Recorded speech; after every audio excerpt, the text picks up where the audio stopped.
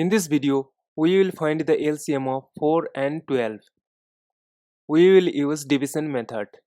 So, we will try to divide them by prime numbers. See that both are even numbers, so we can divide them by 2, and 4 divided by 2 is 2, and 12 divided by 2 is 6.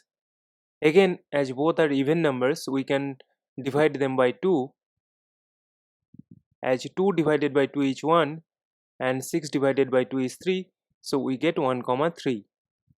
Now see that 3 is divisible only by 3, so we need to divide them by 3.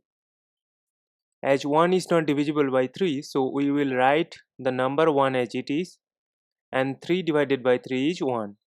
And the moment we get 1, 1, we will stop.